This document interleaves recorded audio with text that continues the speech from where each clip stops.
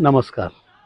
मी लतीफ तांबोळी, सांगली मिरज कुपवाड महानगरपालिकेच्या राष्ट्रवादी काँग्रेस पार्टीचा समन्वयक म्हणून काम करतो आहे. या सांगली मिरज कुपवाड महानगरपालिकेच्या होऊ घातलेल्या निवडणुकीच्या संदर्भात बोलत असताना मला आवर्जून सांगावंसं वाटतं की आमचे राष्ट्रीय अध्यक्ष, या राज्याचे लोकप्रिय उपमुख्यमंत्री आदरणीय अजितदादा पवारसाहेब, राष्ट्रवादी काँग्रेस पार्टीचे राज्याचे अध्यक्ष आदरणीय खासदार सुनीलजी तटकरे साहेब यांच्या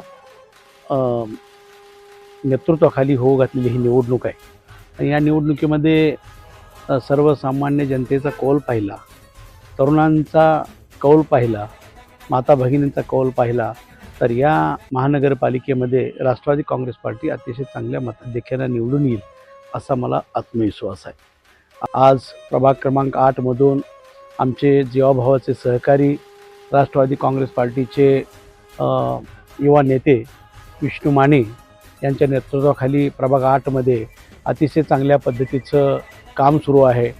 आदरणीय विष्णू माने आणि त्यांचे 3 सहकारी सन्माननीय संजय कोल्पे, प्रियांका देशमुख आणि पूनम मोकाशी हे 4 आमचे जे उमेदवार आहेत ते अतिशय होतकरू आहेत, प्रामाणिक आहेत, जनतेच्या प्रश्नाची जाण असणारे आहेत. आणि म्हणून त्या प्रभागामध्ये आदरणीय दादांच्या नेतृत्वाखाली, दादांच्या आशीर्वादानं विष्णू माने यांनी खूप काम केलेलं आहे. त्यामुळे त्या प्रभागांच्या मतदारांची ओढ ही राष्ट्रवादी काँग्रेसच्या बाजूने आज आपल्याला दिसत आहे. खरं तर विष्णू माने हा अतिशय संयमी कार्यकर्ता आहे, काम करणारा कार्यकर्ता आहे. माणूस ही एक जात आणि माणुसकीचा धर्म समजून सर्व जाती धर्मांच्या घटकाला एकत्रित घेऊन जाणारं नेतृत्व म्हणून विष्णू माने यांच्याकडे पाहिलं जातं. पहिल्यांदा ते 700 मतांनी निवडून आले, पुन्हा जवळपास ते 1300 मतांनी निवडून आले, पुन्हा तिसऱ्यांदा निवडून आले. म्हणजे प्रत्येक वेळेला त्यांचं मताधिक्य वाढलेलं आहे आणि म्हणून त्याचा फायदा या प्रभागामध्ये होईल. आणि 4च्या 4 आमचे जे 4 उमेदवार आहेत ते 4 उमेदवार अतिशय चांगल्या मताधिक्यानं निवडून येतील असा मला आत्मविश्वास आहे. त्या प्रभागातील जनतेला मी सांगू इच्छितो, एक काम करणारी फळी आपल्यासमोर उभी आहे, त्यांना आपण आशीर्वाद द्यावेत.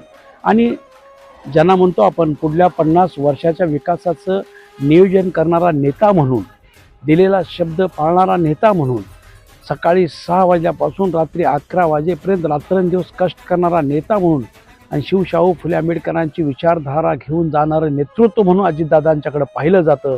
म्हणून अजितदादांच्या पाठीशी आपण खंबीरपणानं उभं राहून या 4ही उमेदवारांना प्रचंड मताधिक्यानं निवडून द्यावं अशी मी आग्रहाची विनंती करतो. नमस्कार. जय हिंद, जय महाराष्ट्र.